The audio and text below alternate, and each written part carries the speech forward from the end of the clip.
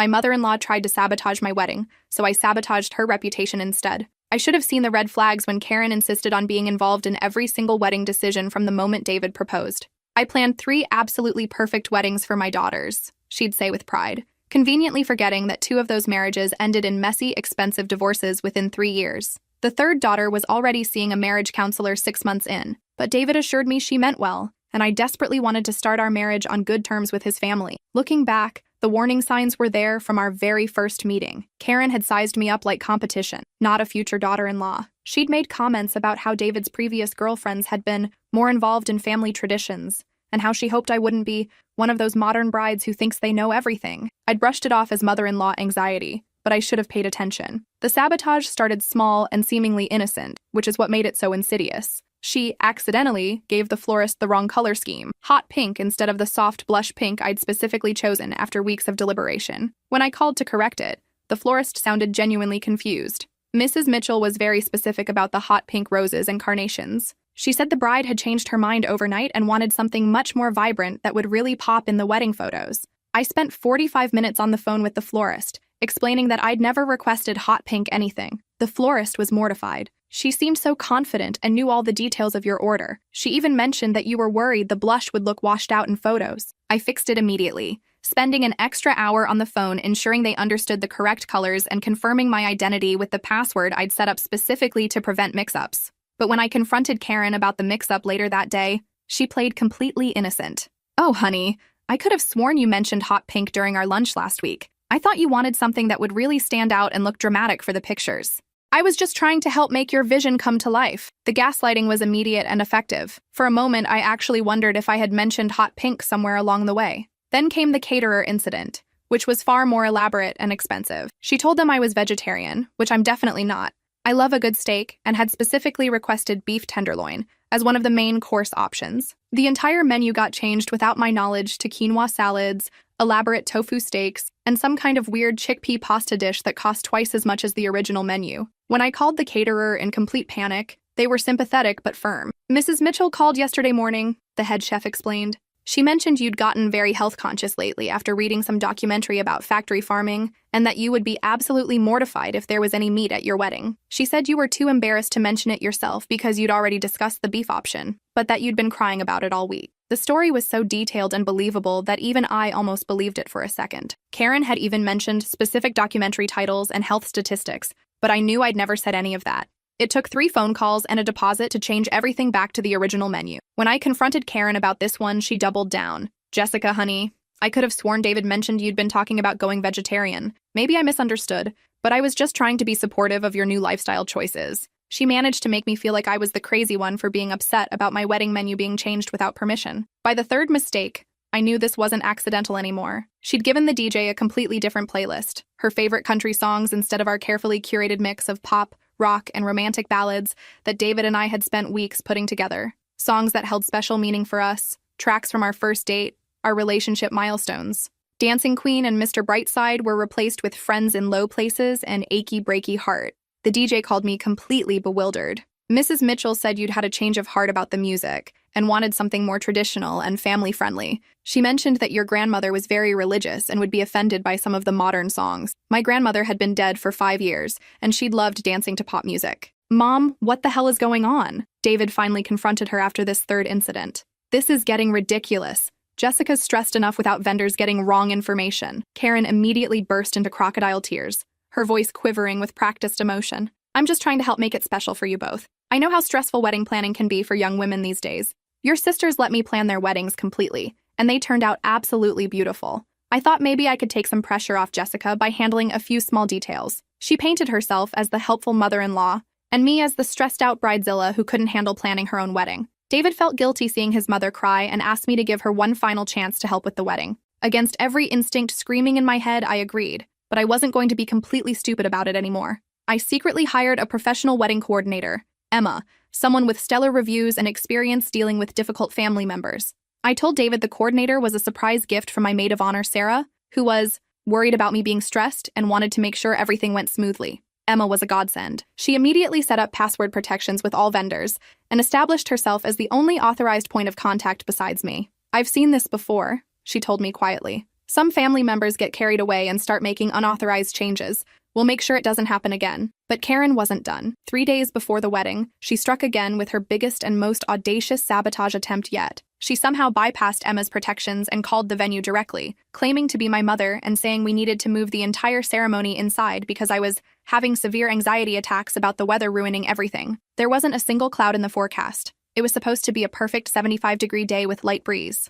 When I called to reverse the change, the venue manager was confused and sympathetic. "Your mother was really concerned about you," she said gently. "She mentioned that you'd been having panic attacks all week about potential rain, even though the forecast looks perfect. She said you were too embarrassed to call yourself, but that you'd specifically asked her to handle it because you were having a breakdown." Karen had apparently spent 20 minutes on the phone with the venue manager, creating an elaborate story about my supposed mental health crisis. She'd mentioned fake therapy sessions, made-up medication, and even claimed I'd been hospitalized for anxiety the previous month. The venue manager was ready to recommend postponing the entire wedding. That's when I discovered something incredibly interesting and infuriating. While investigating how Karen had gotten through to the venue, I found out she'd been telling everyone, vendors, family, friends, even complete strangers, that she was the real wedding planner behind my entire wedding. She'd been taking credit for every detail, every choice, every decision that I'd spent 6 months meticulously researching and organizing. Emma had discovered business cards during her own investigation. Professional business cards. Karen Mitchell,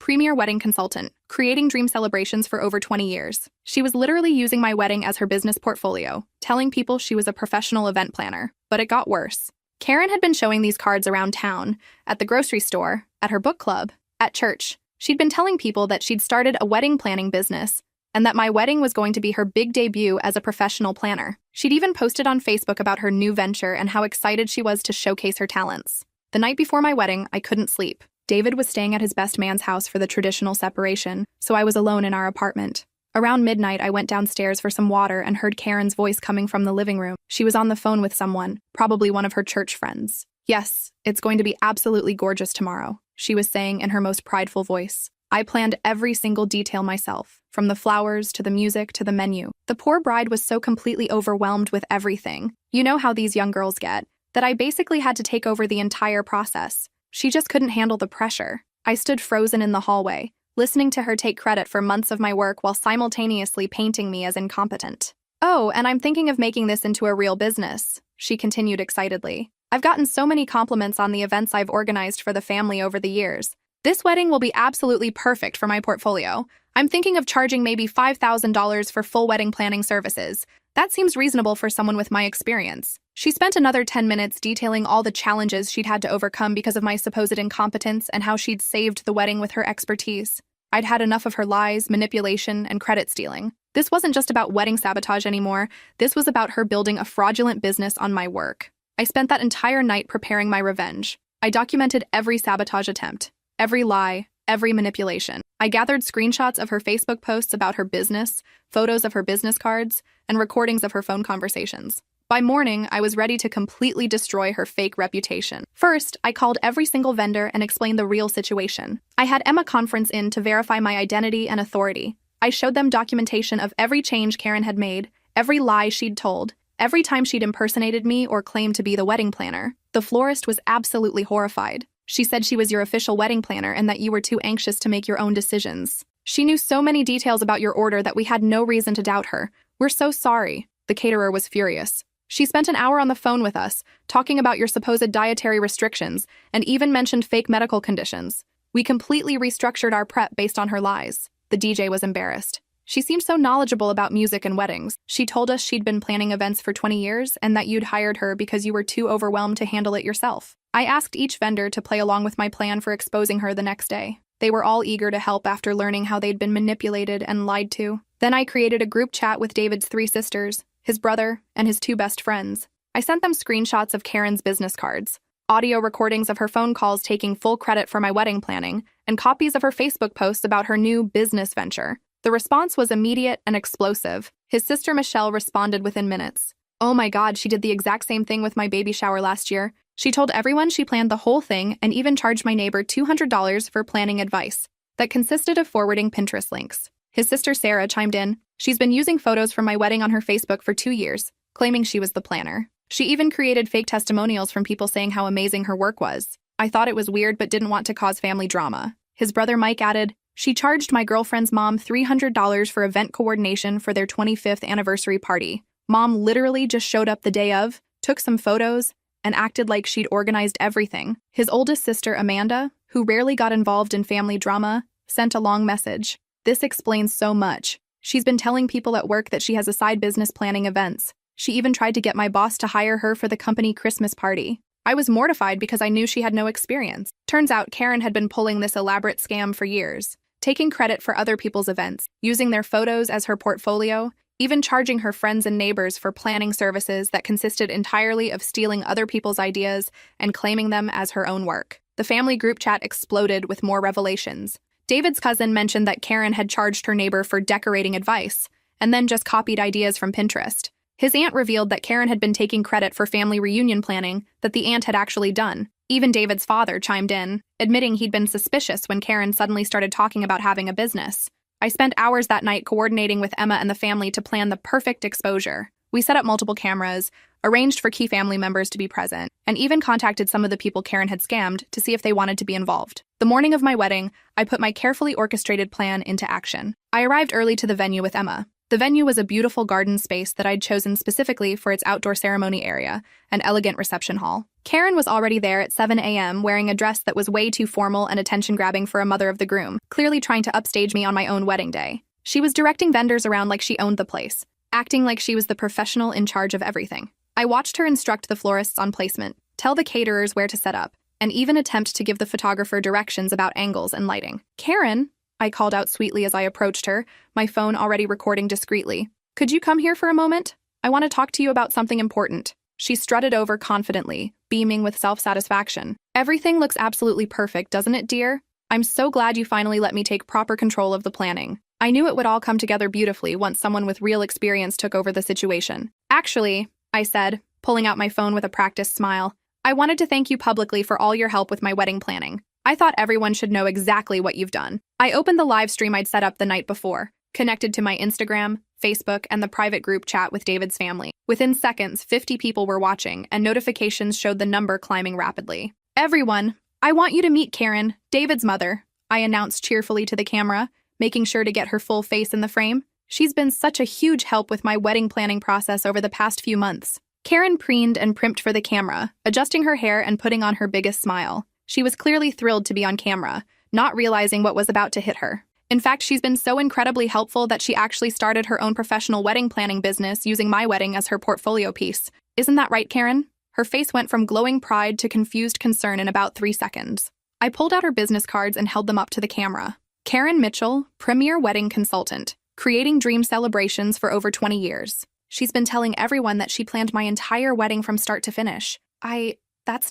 I was just trying to help," Karen stammered, finally realizing something was wrong, but not understanding the full scope yet. "Oh, but you did so much more than just help," I continued with fake enthusiasm, making sure the camera captured her growing panic. "You sabotaged my vendors, changed my orders without permission, and took credit for months of my hard work. You even tried to move my outdoor ceremony inside yesterday because you told them I was having mental health breakdowns about weather." I gestured to Emma, my actual wedding coordinator, who stepped into frame with a thick folder. "Everyone, meet Emma, my real wedding planner. She's been documenting every single change Karen made behind my back." Emma opened the folder professionally. 14 unauthorized vendor changes, 12 false claims of being the official wedding planner, multiple instances of impersonating the bride, and extensive identity theft by using someone else's wedding as your business portfolio. The livestream comments were absolutely exploding. David's family members were typing furiously in the chat. His aunt wrote, "Karen, you told me you planned Jennifer's wedding completely. And Rebecca's baby shower,"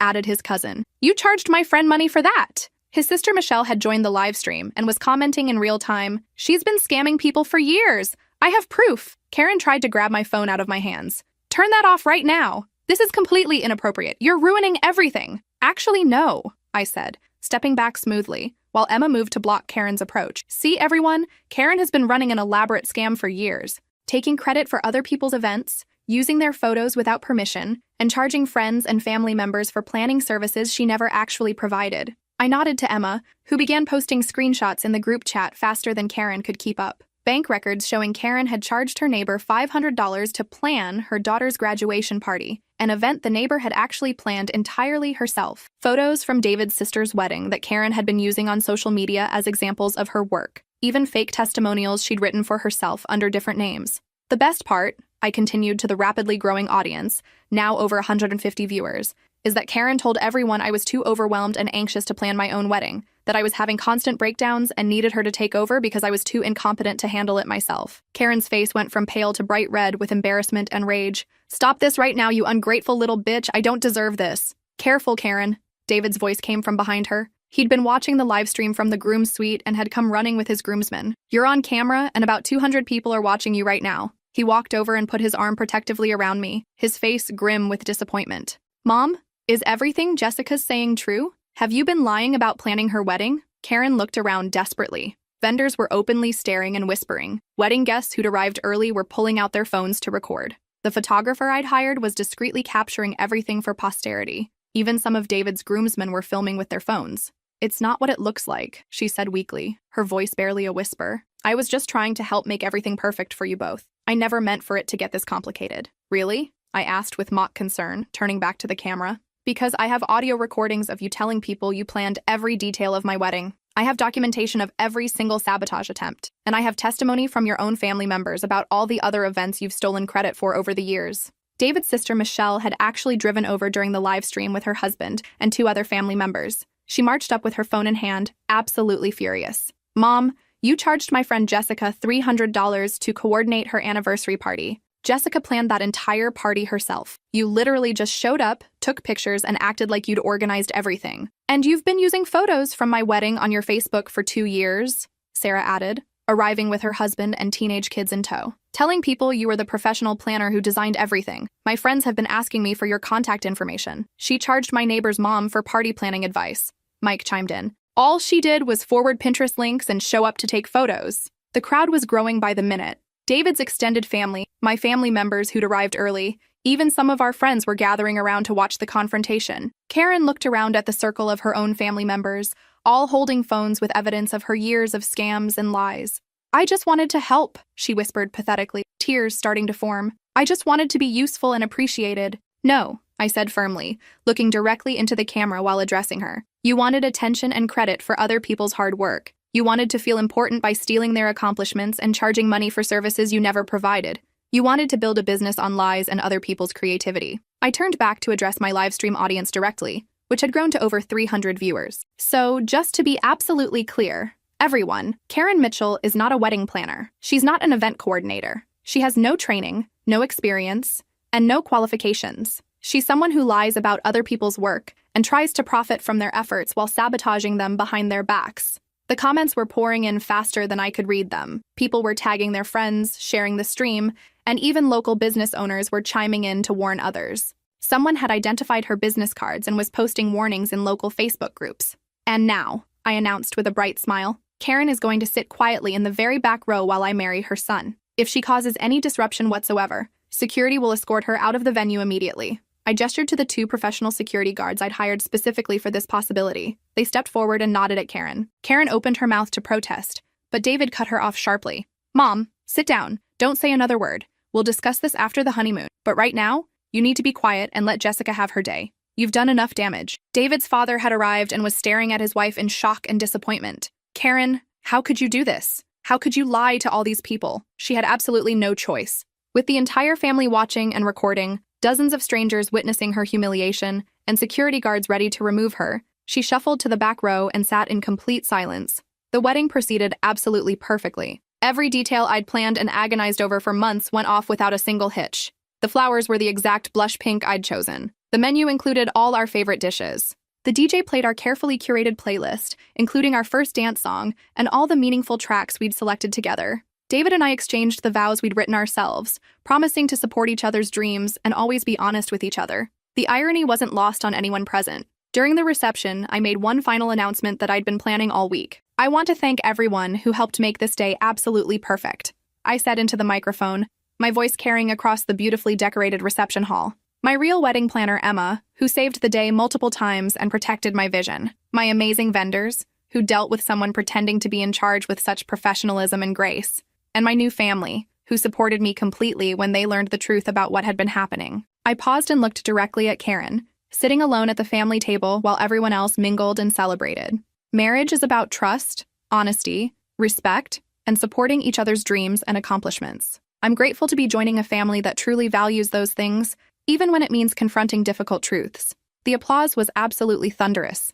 Even Karen's husband, David's father, was clapping enthusiastically while staring at his wife with disappointment. 3 days into our honeymoon in Italy, David's phone started exploding with messages and notifications. The live stream had been shared hundreds of times across social media platforms. Karen's fake business was being exposed in local Facebook groups, neighborhood watch forums, and even some regional news outlets. Her church friends were asking for refunds for services she'd never provided. Multiple neighbors she'd scammed were threatening small claims court. The local Better Business Bureau had received several complaints. The story had even been picked up by some local news outlets as an example of wedding vendor fraud and family deception. I actually feel a little bad for her, David said, scrolling through the messages and news articles while we sat on our hotel balcony overlooking the Mediterranean. This is pretty humiliating, and it's going to follow her for a long time. I don't feel bad at all, I replied honestly, sipping my wine and watching the sunset. She spent months systematically trying to ruin our wedding for her own ego and profit. She stole credit for my work, lied to vendors, and charged people money for services she never provided. She built a fake business on other people's creativity and hard work. Actions have consequences, and she earned every bit of this humiliation. David nodded slowly. You're right.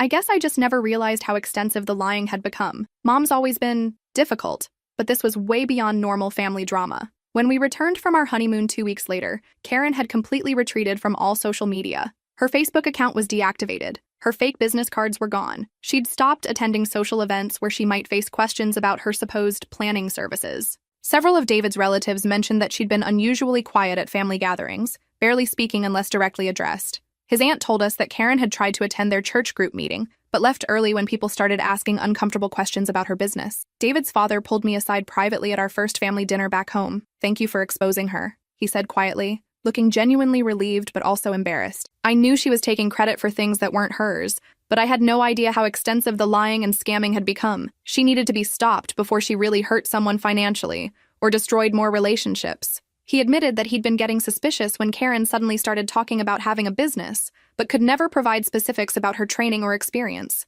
She kept saying she'd learned everything from planning family events, but I knew the family events were always planned by other people. 6 months later, Karen finally worked up the courage to attempt an apology. Sort of. I may have gotten a little carried away with trying to help, she said stiffly during a tense family dinner, unable to make eye contact with me. But I really was trying to make everything perfect for you and David. I wanted your wedding to be special. Merci, Karen, I said calmly, setting down my fork and looking directly at her. You systematically sabotaged my wedding vendors and lied to my face for months while stealing credit for my work. You impersonated me to vendors, changed orders without permission, and created elaborate lies about my mental health. You charged people money for services you never provided, and built a fake business using other people's creativity. That's not helping or getting carried away. That's fraud and sabotage. She never admitted the full truth or gave a real apology, but she also never tried to take credit for anyone else's work again. Now, whenever family members plan events, they specifically and explicitly ask Karen not to help in any way. She sits quietly at celebrations,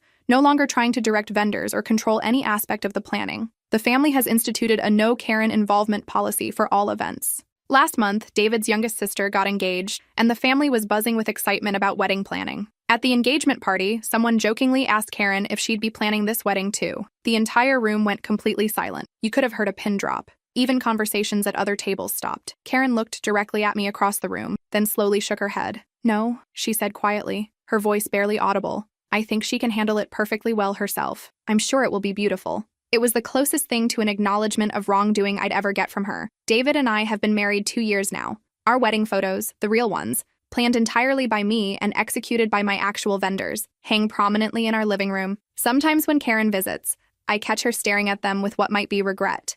I think she finally understands that the most beautiful celebrations come from genuine love, hard work, and honest effort, not from stolen credit and fake credentials. But I'll never forget the look of complete shock and humiliation on her face when her elaborate house of lies came crashing down in front of everyone she'd been trying to impress. The live stream video still gets views occasionally, and people in our town still recognize Karen as that woman who tried to steal credit for her daughter-in-law's wedding. Her reputation never fully recovered, and she's essentially given up any pretense of being involved in event planning. Some lessons can only be learned the hard way. and Karen learned hers in the most public way possible. But more importantly, I learned that sometimes you have to fight back against people who try to steal your accomplishments and take credit for your hard work. The wedding was everything I dreamed it would be, not because of Karen's interference, but in spite of it.